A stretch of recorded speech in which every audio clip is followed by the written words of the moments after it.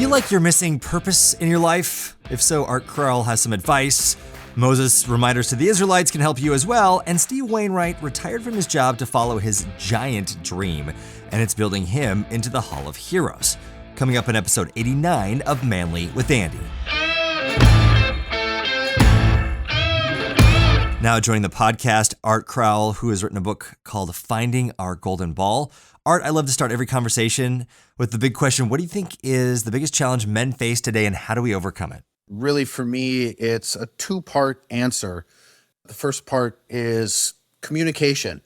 I've developed a class that's kind of an intro to the material in the book called Intro to the Power of Story. It introduces what I call DMC skills, diverse multicultural communication skills, and I teach those through storytelling techniques and methods. The ability for us to communicate on a broader cultural sense, right down to you and I sitting across the table from each other, having a conversation. I believe that each of us, we come from societal cultures, but then as individuals, we have our own individual culture as well. And the ability to communicate effectively and deepen authentic connections is something that I think all of us, not just men, struggle with, but men in particular, being vulnerable and connecting emotionally and just on that deeper level is definitely a challenge. And then that communication rolls over into the part two of that answer, where we're not wired as a society to go after our dreams, to really pursue that God-given purpose that I call the hero's journey. And that's a thread throughout all cultures of the world that you will find in all stories of all cultures, is that hero's journey message of how we can claim our own individual dreams and the purpose we were born to on this life. And the lack of communication has really led to squashing those dreams and an inability for people to really feel comfortable pursuing that or be supported in a community to pursue those purposes. And so I really feel that that is the really big challenge that we face as men today. Now, do you feel that, I know COVID didn't help, do you think it's gotten worse during and now after COVID with communication than even before?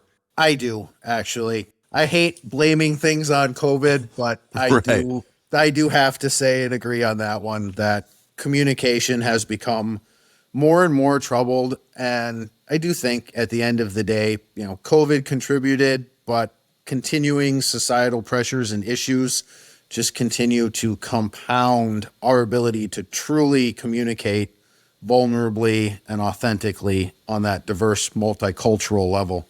Let's jump into the book here, but first, I know that a book like this, I know it didn't just come out of nowhere, and in reading about your journey, this really has been a lifetime in the making. So talk about your journey to writing A Hero's Journey. Yeah, growing up as a kid, I was always very much wanting to be performing, and I did theater from 8 years old on up through high school as a hobby, but was always given the message that, going to Hollywood, being a Hollywood writer, getting in the entertainment industry, that only happens to the lucky few. You have to win the lottery, go out here, do this safe career instead, pursue what I call the collective dream of the fastest car, the biggest house, the best job. Those messages take me away from my dream. I ended up finding something I liked, which was landscaping, and I did that for the last 30 years. But as physically that became unsustainable, and life just has that way of constantly pushing you through challenges and suffering and roadblocks towards your hero's journey, inevitably the landscaping was not going to sustain me forever and needed to find a different way. Other little life experiences along the way have added up to those skills and the perceptions and the experiences that I've had that really brought me to this material of the hero's journey, and viewing it not just as the entertainment formula that I talk about in the book, but really as a roadmap that the hero's journey formula really has the elements that when we become consciously intentional of pursuing our dream, we are able to do it. And the steps along the way of the hero's journey really give us a roadmap that we can follow. My life verse is Ephesians 3:20, which says God is able to do infinitely more than we can ever ask or imagine. And sometimes I've heard this, Art, I'm sure you have too, that our dreams are too small, our prayers are too small. You also have been leading men's groups talking about this hero's journey. And I wonder if this is another challenge that a lot of men face. You decided to do landscaping, you love it. Was there always this thing in the back of your mind of, I love what I do, and yes, it is making a difference and it's helping pay the bills, but did you ever feel like there was something more for you throughout all these years? It was always there. It was always at the back of the mind, because when I first started landscaping, the whole idea why I picked it was it's something I can tolerate because I love nature, love gardening, love being outdoors, but it's seasonal. The misdirective that I gave myself and the story that I told myself was I can do the landscaping in the summer, make enough money, and then follow my dreams in the wintertime. Well, life challenges also, and the enemy likes to throw a lot of things in our pathway that will derail us. And so it happened. I was never able to make enough money to have the free time to truly pursue my dreams, to the point where the pursuit of just trying to make landscaping succeed in that way took over everything. And then the dreams dropped to the backdrop until everything, the house of cards, as I like to say it, came crashing down. And I was really forced to start looking at a transition. And that's when, as I started to do that with wanting to do storytelling and really diving into the storytelling aspect, lure there for the performing part of it and just really enjoying connecting back to those theatrical roots.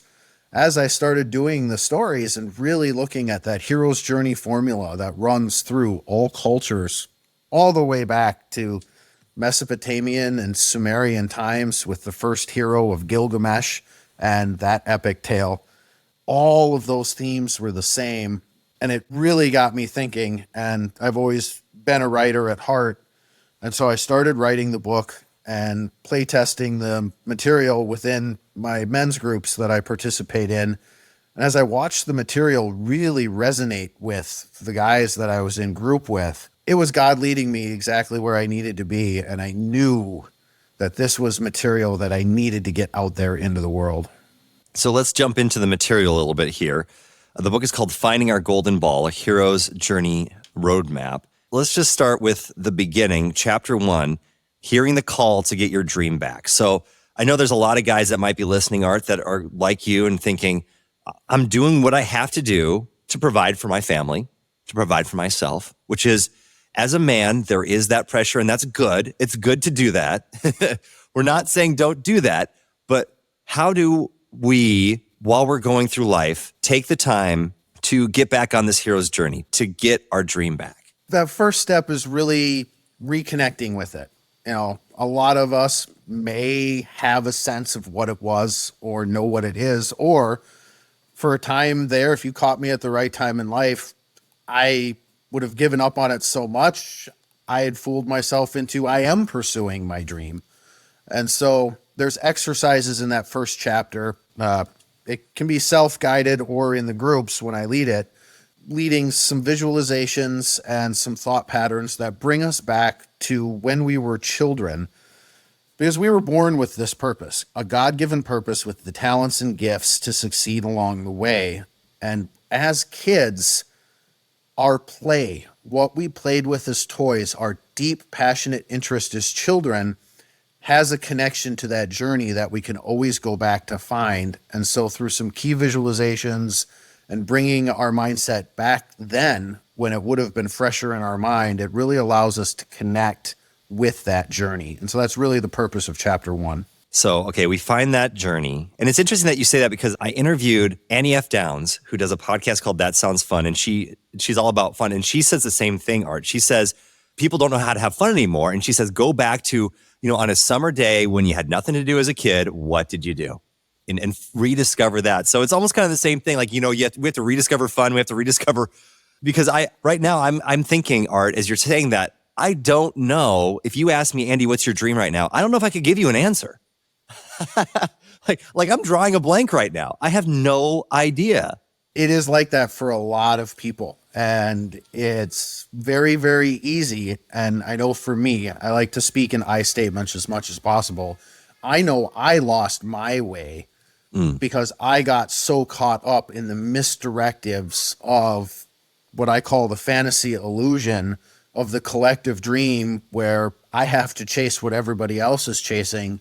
That fastest car, the biggest house, the best job, the smartest kids, the most athletic kids, whatever that best, highest, greatest, next is, there's always somebody with a bigger house or a faster car or more money or a higher status job.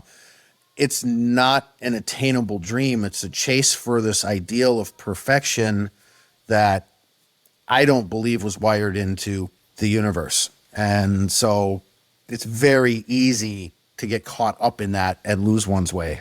Once we figure out what the dream is, what our dream is, what's the next step? Intentionally committing to it. The intentional decision to step back onto the hero's journey pathway. And to be super clear, and I write this in the book in the disclaimer, the last thing I recommend is getting rid of everything you're doing now and trying to just restart over. Very dangerous mindset in that can lead to a lot of life crashes. An example of how I did it, I knew I was not on my path, and I knew the one nugget that I wanted to do was to start telling stories. I wanted to become a storyteller and just start doing that. So I made a very small commitment. I'm just going to start telling stories, to the extent of I'm just going to film myself and put it on YouTube. If people see it, they see it. If they don't, they don't. I'm starting to do it. And it wasn't about a result or even a measurement of the pathway. It's I knew I was on it because I made this decision to start this small action that I could do around all the other chaos. And I had a life that was crashing down around me. So small, smart goals, small, measurable, attainable, time-bound, relevant goals. Starting small with that and committing to the pathway is that step. And something that I do coming out of chapter 1 into chapter 2 is creating a mission statement so that we can start to have a statement that's a self-affirmation, that's also a form of prayer, that when we speak it out loud, this is the goal. God, help me with this. This is my mission going forward. And so with the mission statement and a SMART goal, we can now be taking intentional steps upon that hero's journey pathway. One question I have for you about that, intentionally committing to your dream. I read this sometimes and I don't know how I feel about it. Let me know what you think. Some people will say, don't tell people about your dreams until you're doing it. And then other people will say, hey, tell them so then they can encourage you. So I understand why people would say, well, don't tell them, just show them. But I feel like sometimes you need people just to, A, check up on you and help you be accountable, and B, just remind you why you're doing it when you kind of lose your way. The answer is yes to both. And that actually brings me back to the DMC skills, diverse multicultural communication. We as a culture do not know how to support each other anymore in finding our dreams and achieving our dreams. One of the things I write about in the book is remembering back to when you were a child and you had that passion and you go to the first influential adult and you say, I want to be this when I grow up. And the dream is squashed. That only happens in the movies. The lucky few win that. Go here, do this safe path, chase the collective dream because everybody's doing it. That message, if we allow that to penetrate into ourselves and we allow that to start writing our story for us, then that's damaging. And you don't want to share a dream in an environment if I'm not personally strong enough to block that negative message that can knock me off my dream. And so in that environment, that's not helpful. In the environment where I'm running the men's groups, where we're all supporting each other, and when we do share our dreams and we share our progress along the way and we have a community of support around us, exactly what you just said, having that encouragement, having the accountability to our SMART goals as we check in each week, becomes an extremely supportive environment, because I do not believe that we were meant to pursue our dreams on our own. The community support is a very powerful element that's needed yet absent in our culture. By teaching the DMC skills of how we can truly communicate and support each other, that starts to build upon helping bring that community support back so that we can support each other on following the roadmap of the hero's journey.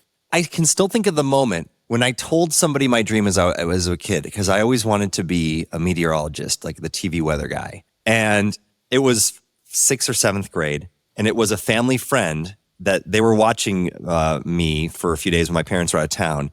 And I came back with, it was the weather segment of science class. And so the weather test came back, and I brought it home, and I think I got like a C on the test. The dad just offhandedly says, well, I guess you can't be a weatherman then. And that was it. That was the moment. Like, okay, all right. And I mean, I feel like maybe God was directing me, because I'm in a place now. I can't imagine being a weatherman, but I love what I do. But I totally feel for that, Art. I totally feel it. I think we all have that moment where we just have that there's just that pain. We all remember that. We can all look back at that moment. We think, no, that was the moment when the dream died. Often referred to in the men's work realm as, the wound of childhood is usually associated around the loss and squashing of our dreams, our individual God-given purpose. That attack is usually the source of our childhood wounds.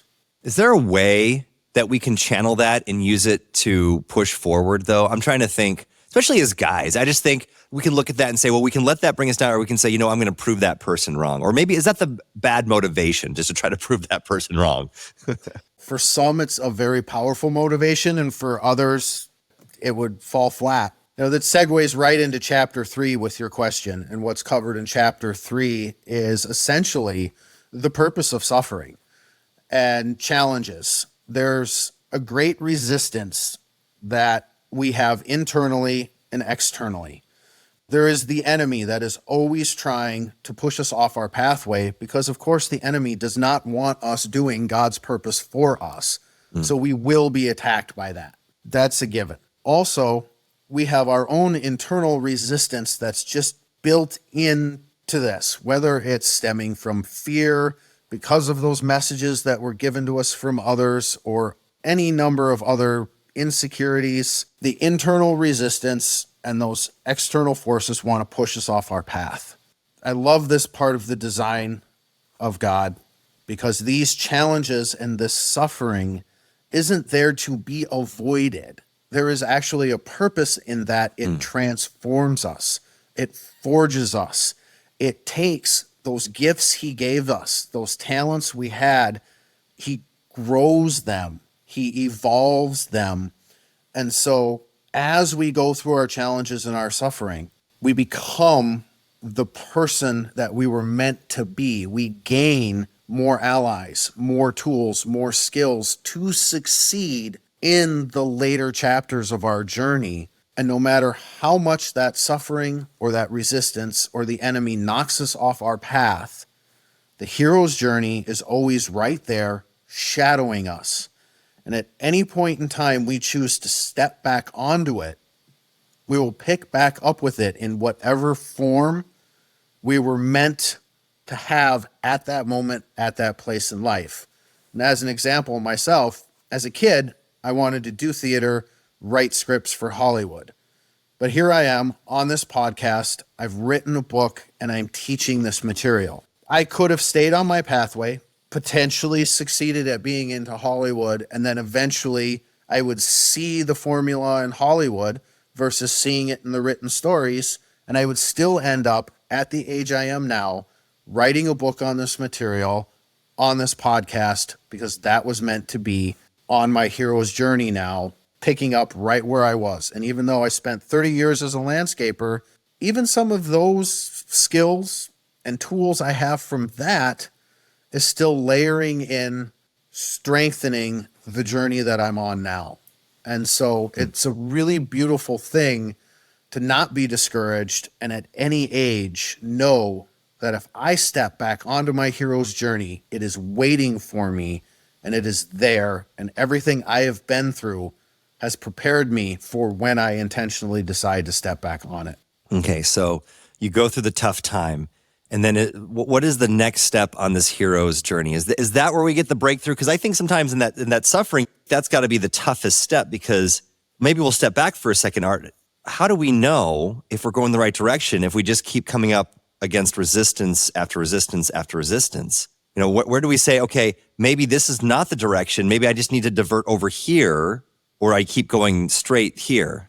I call it mentorship in my book so that it's very easily accessible to as many people from as many cultures as possible. But for me, it really is tapping into my relationship with God and my spiritual connection.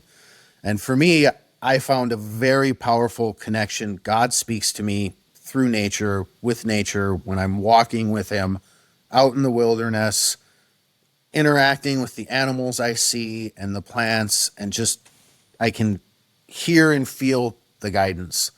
And so chapter 4 in the book is written as just a slowing down, spending time in nature, going out, doing a slow walk in nature, an exercise that's really key for just slowing down so we can hear those answers, to know that way. If you go walking through any kind of city park, if you're in a city, or a more wild wilderness area, walk 30 feet at your normal pace, then turn around and slow your pace a little bit by little bit to as slow as you can possibly go, where you actually can hear the silence between your footsteps, and pay attention to all the details you missed in just that 30 feet of walking. Now apply that to the way we speed through our lives, missing all the signs and synchronicities that would point us in the right direction. Slowing down and pausing to really get in tune with those signs and synchronicities is going to give us that internal, confident feeling, I'm going in the right direction. And then that also allows us to tap into that mentorship energy where God will send mentors, God will send signs, and we will have encounters where we feel those challenges evaporating, the resistance lifting, tools, miracles, sudden changes of circumstance that really solidify, yes, I'm back on my path. I know I'm going in the right direction. These are the things that happen when we're able to slow down, connect with that mentorship energy, the energy of God, through prayer, through connection and community with others. This is how we know when we're on that journey. So now where do we go from here? We've had that peace, we've had that stillness. Once we're into that spot where we're connected with our mentorship energy, we've gone through the greater portion of that beginning of any story where the hero leaves his home, steps out on the pathway, has all kinds of challenges, almost loses his way. The mentor comes along giving him that magical item that allows him to succeed on the later half of the journey. Now, I wrap up the book with chapter 6 in the creation of what I call a heroic mission that sets about your purpose, sets about how I'm going to accomplish that, my action statement, which is the sword, the tool by which I will forge my way through, the shield of the hero, and a process of being able to protect yourself from those negative energies. So it's an affirmation of, I do this and I know that I can shield myself from the people that are telling me I can't succeed, or whatever influences are bringing up that internal resistance. And then the armor of self-care, a mindfulness statement of what I need to do to make sure I'm taking care of myself along this journey so I don't run out of the energy. I don't lose my way because for whatever reason I'm suddenly blinded because I'm not taking care of myself. And the heroic mission statement, said in prayer, said each day as an affirmation, kept in mind, we're now armed with what we need to really forge ahead on where that hero's pathway is leading us. Taking a look at a man in the Bible, it's still following Moses' journey in Deuteronomy 6. Starting in verse 4, listen, O Israel, the Lord is our God, the Lord alone, and you must love the Lord your God with all your heart, all your soul, and all your strength. And you must commit yourselves wholeheartedly to these commands that I am giving you today. Repeat them again and again to your children. Talk about them when you are at home and when you are on the road, when you are going to bed and when you are getting up. Tie them to your hands and wear them on your forehead as reminders. Write them on the doorposts of your house and on your gates. The Lord your God will soon bring you into the land he swore to give you when he made a vow to your ancestors, Abraham, Isaac, and Jacob. It is a land with large, prosperous cities that you did not build. The houses will be richly stocked with goods you did not produce. You will draw water from cisterns you did not dig, and you will eat from vineyards and olive trees you did not plant. When you have eaten your fill in this land, be careful not to forget the Lord, who rescued you from slavery in the land of Egypt. You must fear the Lord your God and serve him. When you take an oath, you must only use his name. Such a beautiful passage. It's just reminders that, again, I think is the same with us today. Think about where you and I are and what happened to get us to this point. We didn't get here on our own. It was incredible men before us that paved the way for us to be where we are today. And ultimately, it was God blessing them to now be a blessing to us. So even in your toughest moment, you can remember that as you love the Lord your God with all your heart, all your soul, and all your strength, if you remember the promises that he's put in the Bible for you and for me and put it in your heart and read it in the morning, at night, put it on your doorpost, put it around your arms, whatever you can do, just to have the reminders of what God has done in the past will remind you that he will continue to do those things for you in the future too. Now entering the Hall of Heroes,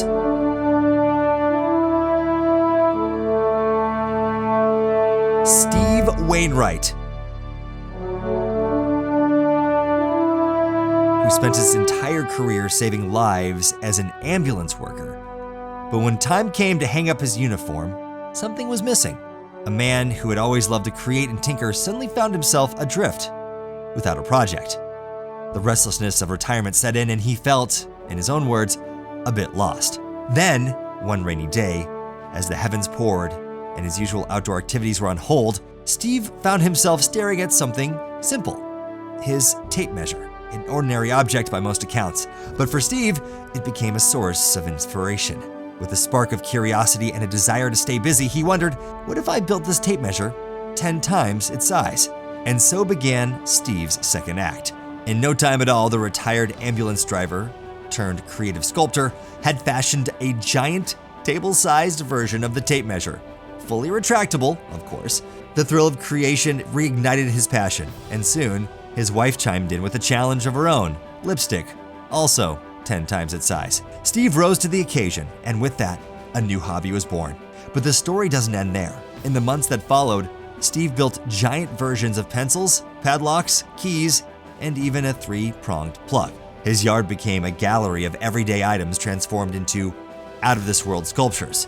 Neighbors, passersby, and school children marveled at his work, as men exclaimed wow, and women wondered, where on earth are you going to put that? And Steve, well, he'd found his answer. And because his creations aren't just art, they are his way of staying connected to the joy of building, even in retirement, and bringing wonder to all who experience it, he is officially in the Manly with Andy Hall of Heroes. We have lost the art of relationship, and Dr. Mark Mayfield has the way to move you from isolation to connection. Moses gave 2 simple commands to the people of Israel that are good for us now as well. And Sean Evans conquered his fear and turned it into a dream job. And it's his ticket into the Hall of Heroes, coming up next week on Manly with Andy. Manly with Andy is a Wow God production. Discover more at wowgod.com.